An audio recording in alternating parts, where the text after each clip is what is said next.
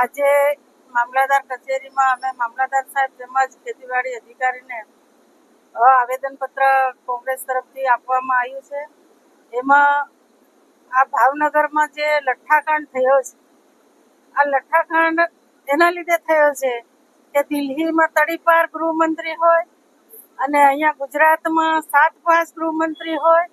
આવા ગૃહમંત્રીને આજે મોટો હોદ્દો પકડાઈ દીધો છે અને વિદેશમાં ફરવા જતા રહ્યા અને દારૂના અડ્ડાઓ ચાલુ થઈ ગયા અને આપણા 11 માણસો જે દારૂ પીધો અને શાંત થઈ ગયા છે, એમના ઘરેથી બહેનો નાની ઉંમરમાં વિધવાઓ થઈ છે અને 41 જણા હજી હોસ્પિટલમાં દાખલ છે.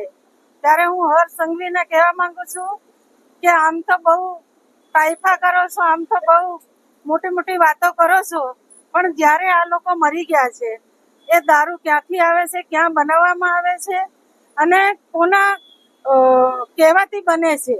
જ્યારે પોલીસ બી પાયલોટિંગ કરતી હોય છે અને આવા લોકોને સંગરવાનું આ ભાજપની સરકાર કામ કરે છે.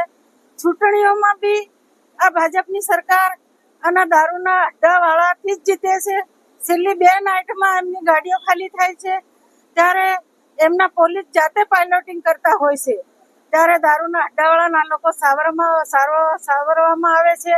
એટલા માટે આ હર્ષ સંઘવીને જેમ દિલ્હીમાં જે પેપર ફૂટ્યું અને શિક્ષણ મંત્રીએ રાજીનામું આપ્યું છે, એવી જ રીતે અહીંયા આટલી બધી પબ્લિક 10-11 જણ મર્યા છે, તો એને બી રાજીનામું મૂકવું જોઈએ. એ અમારી કોંગ્રેસ તરફથી માંગ છે. એક્સ-એમએલએ ચંદ્રિકાબેન બારિયા ગરવાડા.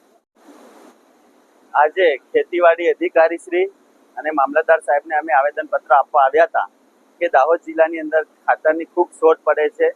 ખેડૂતો અઠવાડિયા સુધી રાત્રે લાઈનમાં લાગે છે અને પ્રાઇવેટ દુકાનો પર પુષ્કળ પ્રમાણમાં કાળાબજારી ખાતર થાય છે. જે 250 રૂપિયાનું 275 રૂપિયાની ખાતરની થેલી છે, એના 700 રૂપિયામાં કાળાબજારી થાય છે.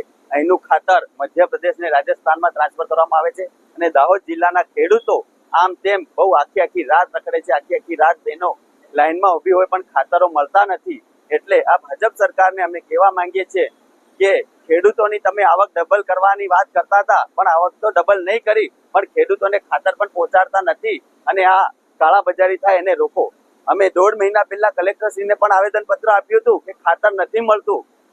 7 દિવસ પહેલા ખેતીવાડી અધિકારીને પણ આપ્યું હતું. આજે મામલતદાર સાહેબ, પ્રાંત સાહેબ અને ખેતીવાડી અધિકારીને ફરી આવેદનપત્ર આપ્યું કે સાહેબ, ખેડૂતો આખો દિવસ અઠવાડિયું સુધી ખાતર મેળવવા માટે લાઈનમાં લાગે છે, તો એ ખાતરની પૂર્તતા કરો.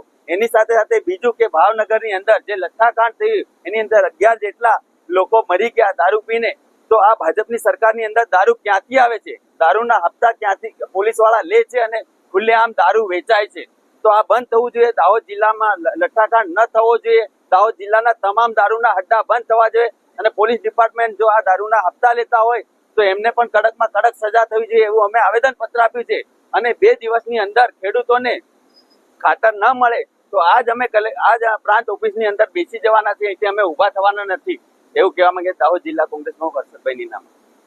આજે અમે જિલ્લા કોંગ્રેસ વતી અને શહેર કોંગ્રેસ વતી મામલતદાર શ્રી અને કૃષિ અધિકારી શ્રી જોડે અમે આવેદનપત્ર આપ્યું.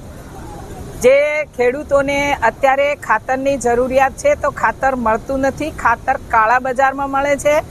275 રૂપિયાનું ખાતરની થેલી 700 રૂપિયામાં કાળા બજારમાં મળે છે. સાથે કાળા બજારમાં નશાબંધી હોવા છતાં દારૂ પણ એટલો જ છૂટથી મળી રહ્યો છે. અને આ ભાજપના રાજમાં દારૂ સસ્તો મળે છે પણ ખાવાનું તેલ અત્યારે ડબલ ભાવથી મળે છે.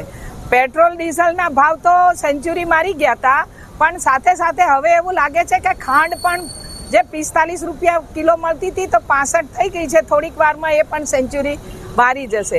એટલે આ ભાજપની સરકાર ગરીબ વિરોધી છે, ખેડૂત વિરોધી છે અને આ ભાજપની સરકાર જે કાળા બજાર કરે છે, ભ્રષ્ટાચાર કરે છે, એને રાજીનામું આપવું જોઈએ અને ખેડૂતોના સહાયક બનવું જોઈએ એવી અમે કૃષિ અધિકારીને પણ કીધું કે ખેડૂતોને ગામ દીઠ તમે ખાતર આપો એવી અમે રજૂઆત કરી. Doctor Prabha, x-MP Dahod.